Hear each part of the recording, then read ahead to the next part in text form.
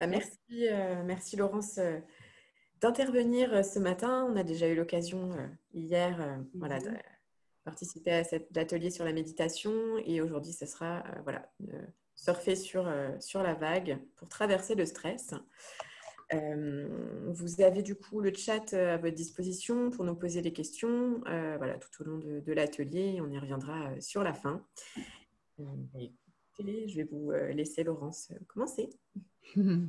Merci Laura, avec grand plaisir.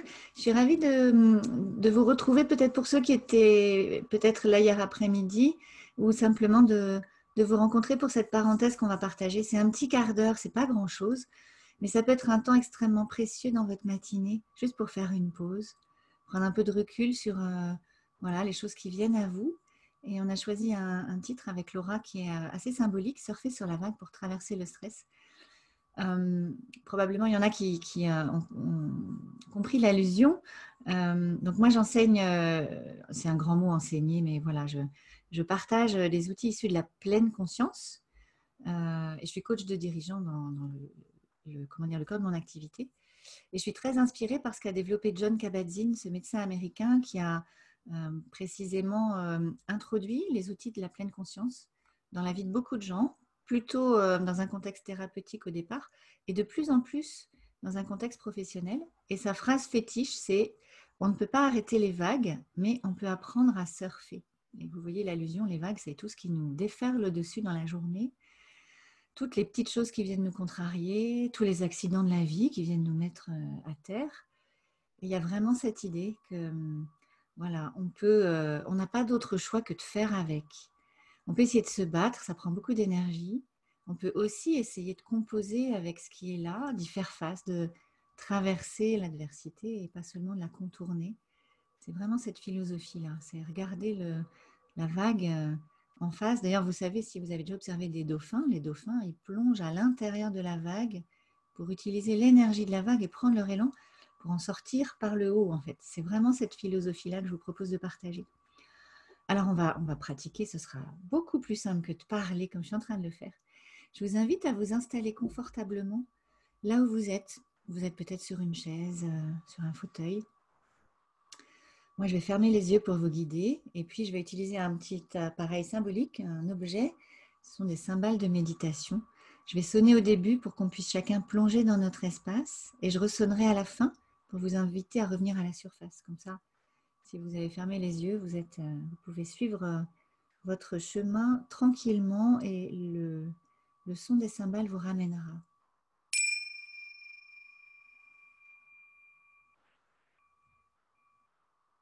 Voilà, je vous invite à vous poser tranquillement là où vous êtes installé.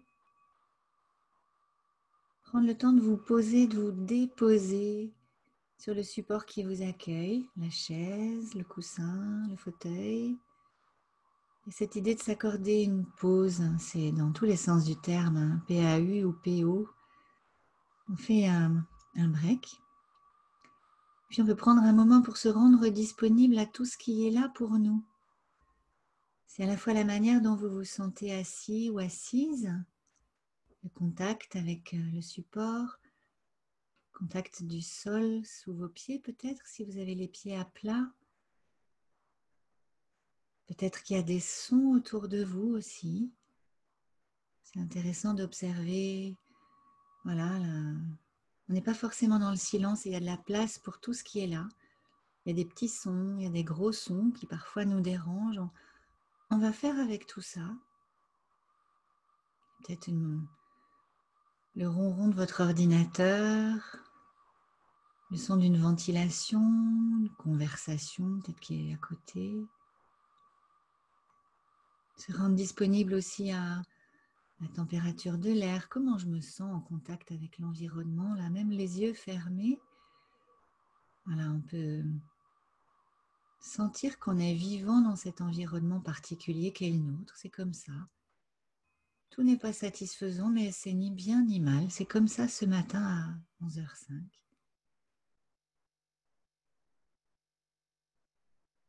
Et puis une manière de rester avec soi-même, c'est de tourner notre attention vers la respiration. Alors je vous invite à simplement observer À quel endroit du corps vous sentez votre respiration? À quel endroit c'est le plus sensible, le plus tangible? C'est très subjectif. Pour certains d'entre nous, on va sentir du mouvement dans le ventre. Pour d'autres, ce sera plutôt dans la cage thoracique ou dans les épaules. Peut-être on a envie de changer de position et c'est possible, bien sûr. On peut observer comment on peut laisser descendre un peu plus les épaules, peut-être. Peut-être un peu rapprocher les omoplates pour voir comment ça ouvre un peu légèrement. C'est très subtil, hein, comment ça ouvre la cage thoracique. C'est très symbolique d'ouvrir la cage thoracique pour accueillir ce qui est là pour nous ce matin. Il y a un petit réglage à faire. J'essaye un peu plus, un peu moins. Puis il y a un endroit où on se sent bien.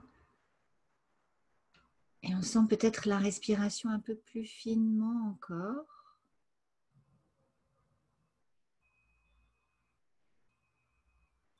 Et on va l'observer avec toute notre attention, comme s'il n'y avait rien de plus important à cet instant que d'observer le souffle qui entre, qui nous emplit. Il y a quelque chose qui s'ouvre, qui se déploie à l'intérieur.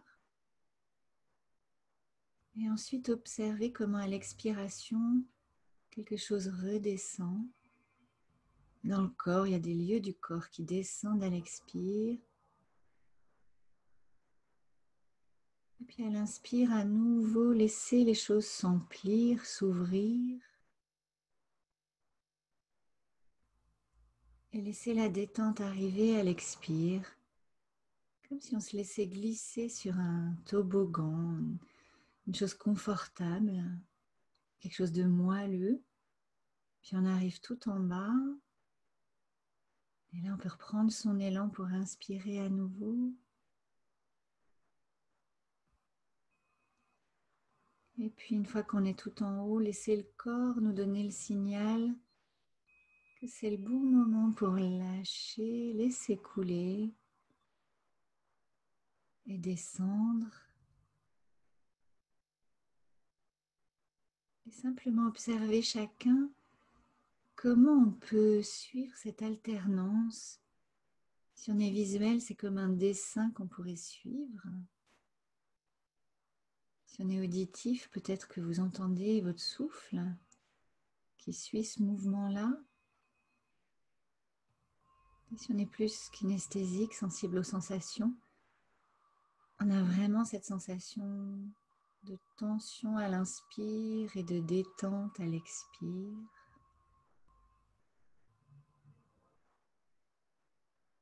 Et observez tranquillement ce mouvement qui est naturellement présent en nous.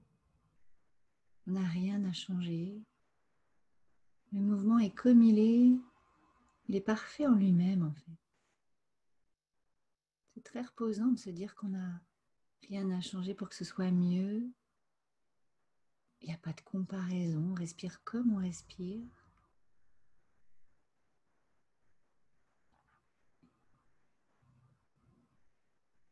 Il n'y a rien à réussir dans cet exercice. Il ne s'agit pas de bien faire l'exercice, mais simplement d'être avec soi-même. De suivre le mouvement de la vague du souffle.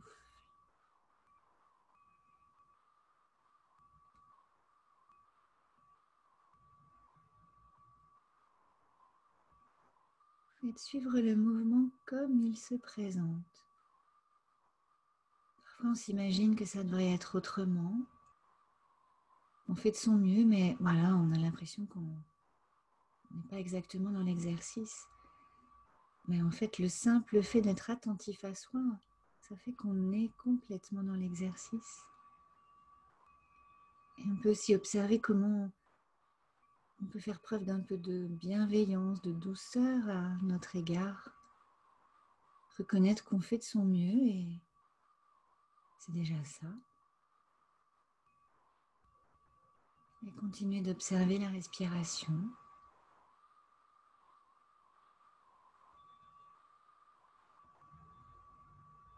Observez peut-être ce qui a changé depuis tout à l'heure. Est-ce que la respiration s'est un peu élargie ou pas? C'est juste faire preuve de curiosité.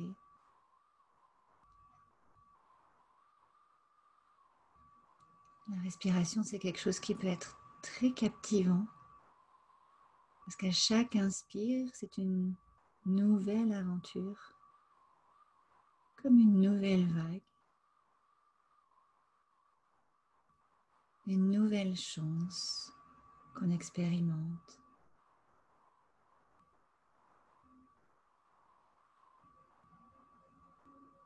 Et cette idée de toujours se donner une nouvelle chance. Peut-être qu'il y aura une vague un peu plus forte. À un moment, on est tenté d'inspirer un peu plus profondément pour détendre un lieu du corps peut-être. Et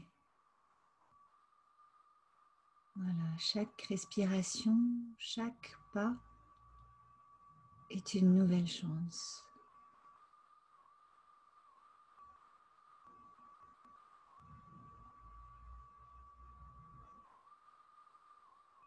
On va se donner encore quelques instants, chacun dans notre bulle, pour profiter de cet état particulier qu'on est en train d'explorer. Et vous savez que c'est un lieu, un refuge que vous pouvez venir retrouver à tout moment de la journée quand vous sentez l'agitation qui vous gagne, le corps, le cœur, l'esprit qui s'emballe. Juste prendre quelques instants pour retrouver ce mouvement tranquille du souffle à l'intérieur de nous. Retrouvez cet espace pour venir vous y poser, comme à la maison, comme dans votre jardin intérieur.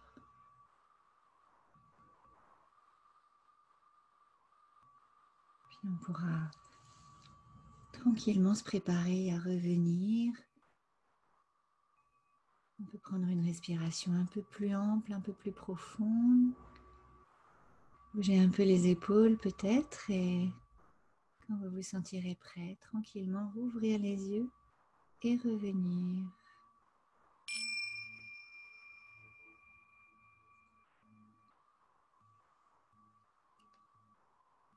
Chacun à notre rythme. Parfois on revient facilement à la surface, parfois on était tellement bien qu'on n'a pas envie de revenir. D'ailleurs, si vous avez envie, vous pouvez prolonger un peu cette parenthèse, mais voilà, s'il y en a qui ont envie d'interagir avec Laura et avec moi, des questions par le chat ou éventuellement d'ouvrir votre micro si vous avez envie de nous poser une question de vive voix, il y a de la place pour ça, ce sera avec plaisir. Ça peut être nous partager comment ça s'est passé pour vous, s'il y en a qui ont envie dans le chat de mettre un mot sur ce qui vous a surpris, ce qui vous a touché, ce qui vous a fait plaisir, ce qui vous a été peut-être inconfortable d'ailleurs. Il y a de la place pour tout ça. Alors tout le monde s'est endormi.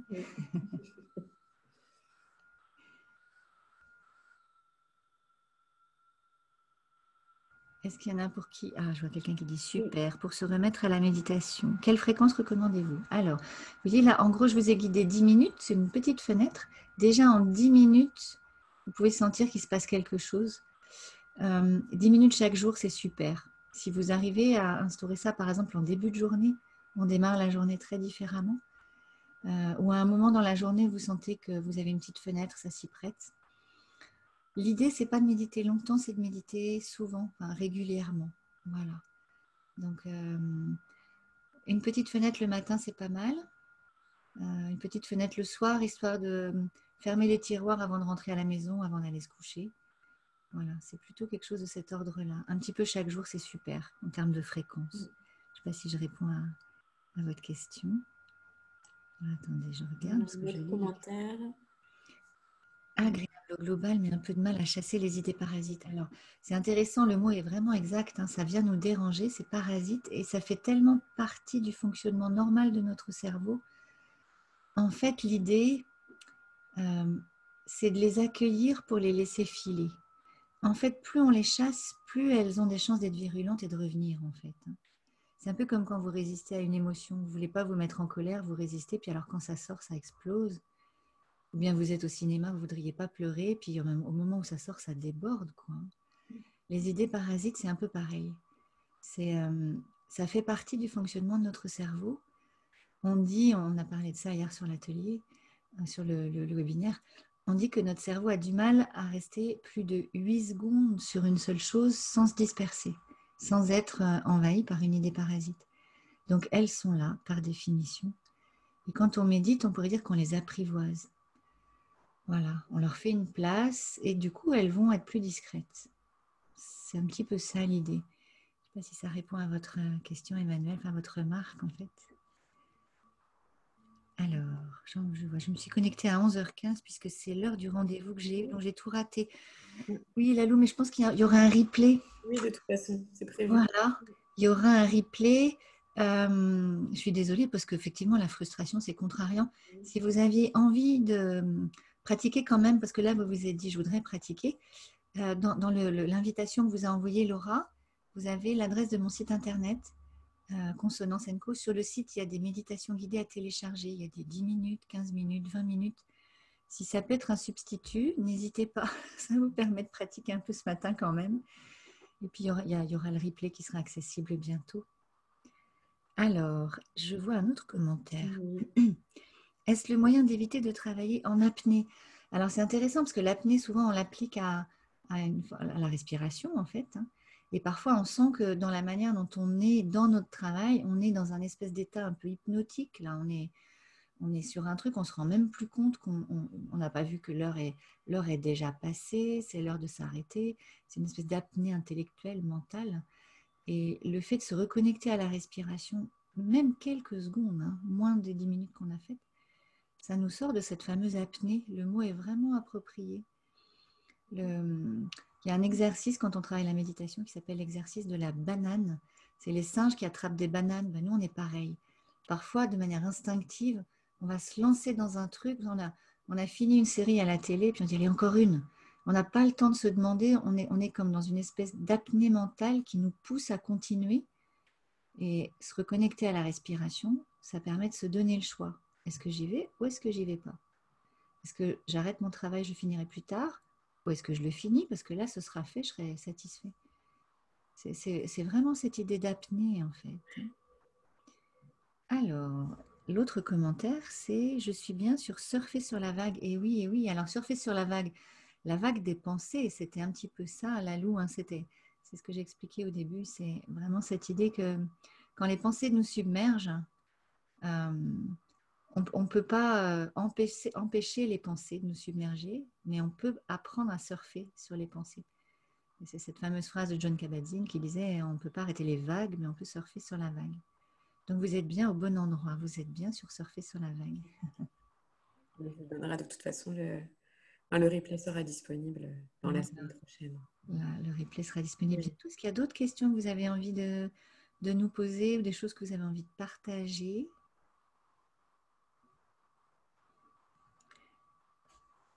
Hop. Qu'est-ce qu'il y a d'autre? Non, il n'y a pas d'autres commentaires.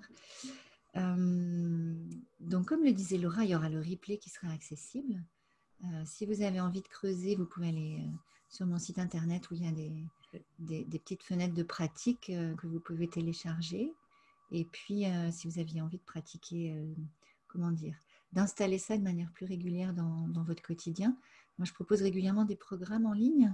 Et donc, lundi prochain, il se trouve que c'est lundi, ça démarre, j'en fais 3-4 par an, mais ça démarre lundi.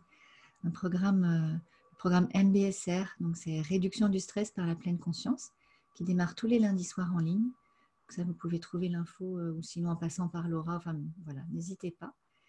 Et puis, si vous aviez envie, de manière plus ludique, d'explorer la pleine conscience, ce qu'on vient d'explorer, sur YouTube, ma chaîne s'appelle « Choisissez d'être heureux » et vous avez des chroniques courtes 4-5 minutes avec une thématique un peu comme ce qu'on vient d'explorer, cette histoire de vague là, que vous pouvez aussi écouter. Ah, je vois qu'il y a d'autres Oui, questions. il y a d'autres questions. Oui. Quel est le moment de déclic pour se mettre à la méditation? J'ai envie de dire, c'est quand vous le sentez. Parfois, c'est quand ça déborde, on se dit, oh là là, non, là, il faut vraiment que je trouve quelque chose, je n'y arrive plus. Parfois, c'est quand par hasard, ça vient à vous, vous rencontrez quelqu'un qui vous dit, ben, j'ai fait ça, ça m'aide, et ça donne envie d'essayer. Je pense que ce n'est pas une chose qu'il faut faire pour le faire, il faut le faire parce qu'à un moment, il y a un enjeu particulier pour vous, vous en avez besoin, ou du coup, on sort du côté discipline, c'est un rendez-vous avec soi-même qui peut être un vrai moment de plaisir, même si ça demande un tout petit peu d'assiduité, bien sûr. Et puis, ben là, la rentrée est un petit peu derrière nous, mais on est quand même au début voilà, c'était l'automne il y a 2 jours. Et un début de cycle, c'est assez propice pour démarrer, se mettre ou se remettre à la méditation. Il y a une part de vous qui le sait si c'est le moment, en fait. Il y a quelque chose de cet ordre-là, on va dire. Et puis, je trouve que cette semaine-là qui est proposée par Multiburo, ben, elle nous donne aussi l'opportunité de goûter un peu à tous les plats et de se dire, tiens, bah, c'est peut-être ce truc-là, pourquoi je pourrais peut-être m'y mettre maintenant. Voilà, il n'y a pas de bonne ou de mauvaise saison, de bon ou de mauvais moment. Ah, je vois Laura qui vient. Laurence, de mettre les liens. Formidable. Voilà. Donc là, il y a tout ce qu'il vous faut. Je ne sais pas si j'ai répondu à votre question, Aurélie, sur le moment du déclic. Le mot déclic est très approprié. Souvent, on se dit, bon, maintenant, ça suffit, je m'y mets. Maintenant, il faut que je trouve un truc pour trouver de l'espace, me sentir plus sereine, plus posée. Ça peut être par rapport à une nouvelle organisation dans votre structure. Vous vous dites, oulala, là, il faut que je sois un peu mieux armée pour faire face. Et j'ai envie de traverser ça tranquillement. Ou un moment où vous-même, vous avez envie de vous transformer intérieurement. On se dit, tiens, j'ai envie de creuser ça pour aller plus loin. Je sais pas, des nouvelles fonctions que vous prenez et vous vous dites, qu'est-ce que j'ai comme exemple parmi les personnes là, qui sont inscrites sur mon programme. J'ai un monsieur qui travaille dans un contexte électoral et là, il y a un nouveau mandat qui démarre. Il m'a dit, ça va m'aider, ça va me soutenir. J'ai une personne qui traverse des soucis familiaux, en fait, et qui me dit, j'ai besoin d'un espace où je peux me délester de tout ce qui est un peu trop lourd. C'est le bon moment. Face à la maladie, j'ai une autre personne là qui vient parce qu'elle vient d'apprendre qu'elle a une maladie qu'elle ne sait pas trop comment accueillir, accepter. Voilà. Bon, ça peut être aussi pour des raisons positives, pour aller vers du plus confortable et du mieux. Voilà. Eh bien, voilà. Je guette s'il reste une dernière ou une prochaine question. Sinon, je vais vous remercier pour votre présence. Vous pouvez vous remercier vous-même d'ailleurs de vous être accordé cette parenthèse et cette qualité d'attention. On le mérite et c'est parfois un luxe. Là, en milieu de matinée, vous avez interrompu ce que vous étiez en train de faire. Vous allez reprendre votre activité. C'est une belle parenthèse. Merci Laurence. Avec grand plaisir. Merci Laura. Et puis, je vais vous souhaiter une très belle journée, une belle fin de semaine. Plein de merci. Ah, vous adorez mon armoire. Merci beaucoup. Faut mettre du rose dans la vie. J'ai tous mes dossiers. On ne voit pas ce qu'il y a à l'intérieur. C'est pas rose. Hein. Merci infiniment. Bonne journée à vous tous. Merci beaucoup Laurence et à bientôt.